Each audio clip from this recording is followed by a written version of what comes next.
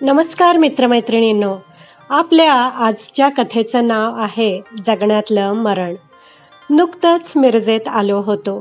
काम आटोपून जेवायला हॉटेलमध्ये आलो. अगदी साधं हॉटेल होतं. मोजके वेटर आणि सप्लायवाले होते. जेवण बरं होतं.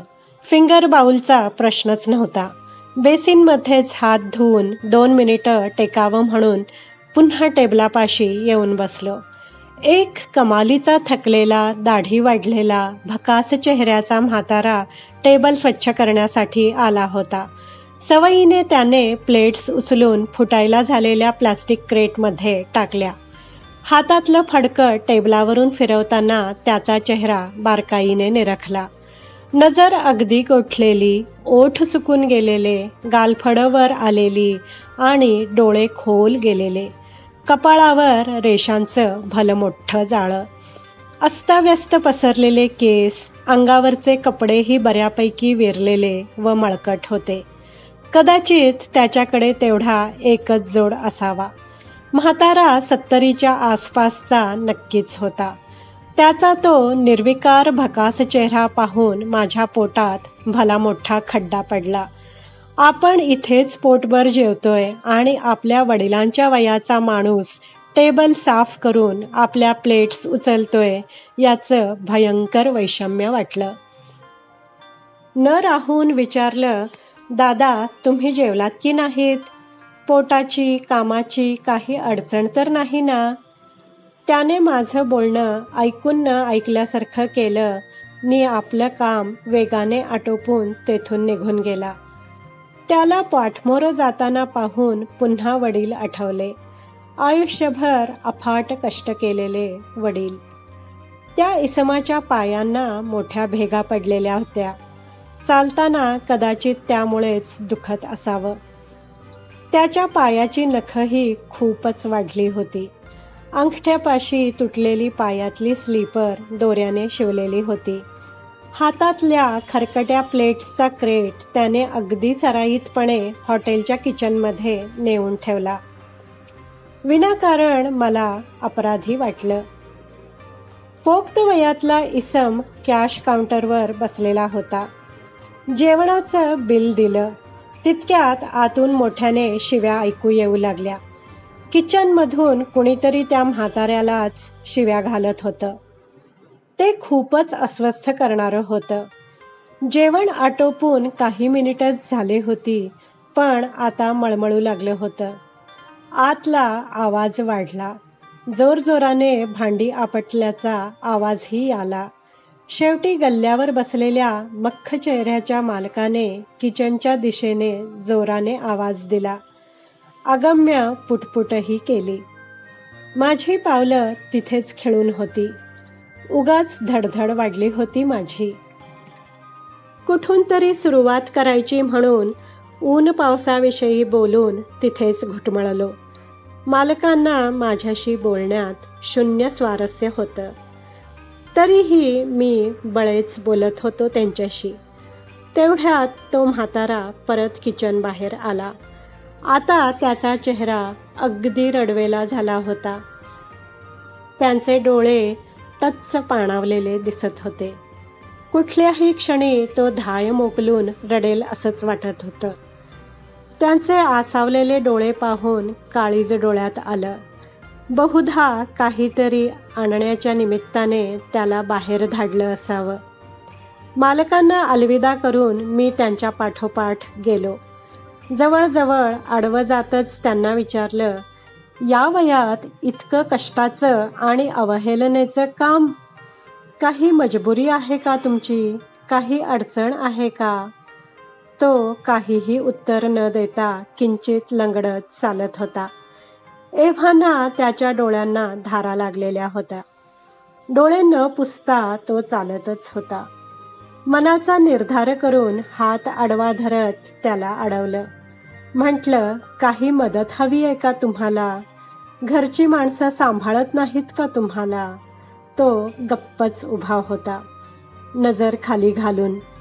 मुलं बाळं कुणीही सांभाळणारं नाही का?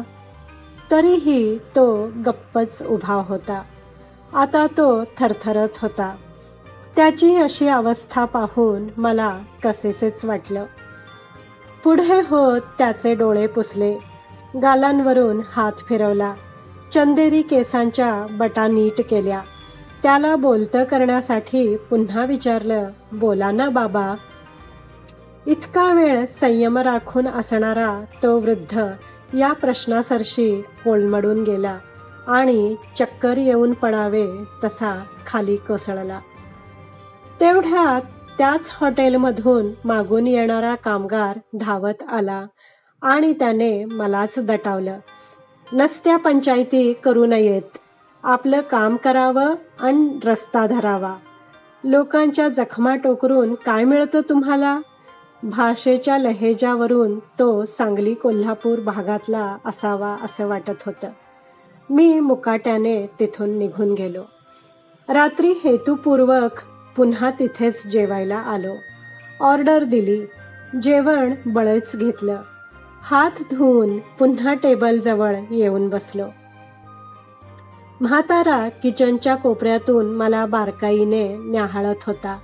त्याचे डोळे नकळत डबडबून आले होते. आपले रडू लपवण्यासाठी तो पुन्हा आत कोनाड्यात वळाला. काय घडतंय काहीच कळत नव्हतं. बिल देऊन वैषम्यग्रस्त मनाने मी तिथून निघालो. बाहेर पडल्यानंतर मागे वळून पाहिलं तर टेबल साफ करायला तरी तो किचनमधून बाहेर आला नव्हता. शेवटी तिथून पुढे निघून आलो. कोपऱ्यावरच्या पानाच्या दुकानापाशी उगाचच रेंगाळावेसे वाटल्याने थबकलो. तितक्यात दुपारचा माझ्यावर खेकसणारा कामगार टपरीजवळून जाताना दिसल्यावर त्याला मी अडवलं. बहुधा त्याला सिगरेटची तलफ आली होती. त्याला एक लार्ज गोल्ड फ्लेक दिलं. मग तो बोलता झाला. तो बोलत होता आणि आस्ते कदम माझे डोळे वाहू लागले. म्हातारा अत्यंत गरीब होता. खेरीज जन्मतःच मूकबधीर होता. त्याची बायको मेल्यावर पोटच्या पोरांनी त्याला हाकलून दिलेला होता. आयुष्यभर खस्ता खाल्ल्याने तरकटी झाला होता. वृद्धाश्रमात राहायला तयार नव्हता. त्याच्या डोक्यावर परिणाम झालेला होता. इथे तिथे पडून बेवारस मरण्यापेक्षा त्याला इथे ठेवलेले बरे या हेतूने हॉटेल मालकाने त्याला खाऊन पिऊन कामावर ठेवलं होतं. तो त्याला शिवीगाळ करत नसे. मालक फारसा सेंटिमेंटलही नव्हता, व्यवहारी होता. त्याचे औषध पाणीही तोच करायचा. किचनवाल्यांचे मात्र त्याच्याशी पटत नव्हते. मालक नसला की कधी कधी त्याच्याशी धक्काबुक्की देखील होई. मालक त्याला सांभाळून घेई. म्हातारा नावाला जगत होता.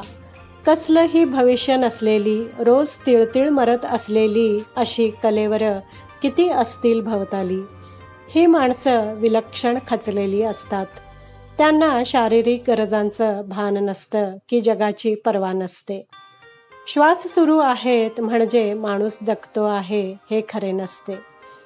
गेल्या कित्येक दिवसात कदाचित त्याचे डोळे कोणी पुसले नसतील. त्याचे केस कोणीही नीट केले नसतील. त्या बिचाऱ्याच्या ओघळलेल्या गालांवरून कुणी हात देखील फिरवला नसेल. माझं बोलणं त्याला काहीच कळलं नव्हतं. मात्र माझ्या स्पर्शातून भावना त्यांच्या काळजाला भिडल्या होत्या. म्हणूनच दुपारी तो हमसून हमसून रडला होता. भवताली इतका विषाक्त कोलाहल सुरू असताना अनेक माणसं मायेच्या, प्रेमाच्या आसक्तीने तडफडून जगण्यातलं मरण जगत असतात. हा विरोधाभास त्या क्षणी अधिकच भयंकर वाटला. घरी आल्यावरही तो म्हातारा माझ्या डोळ्यांपुढून हलत नव्हता. आता वडिलांच्या खोलीत बसूनच लिहितोय. आपले घट्टे पडलेले हात त्यांनी माझ्या पाठीवरून फिरवल्याचा भास होतोय मला. ओल्या झालेल्या कागदावरची शाई फुटू लागली आहे. काही ओढी विलक्षण जीव घेण्या असतात, हेच खरं. मित्रमैत्रिणींनो, कशी वाटली तुम्हाला ही हृदयस्पर्शी कथा? आवडली असल्यास नक्की लाईक करा, शेअर करा, कमेंट करा. माझ्या चॅनलला सबस्क्राईब करायला विसरू नका. व्हिडिओ पाहिल्याबद्दल धन्यवाद.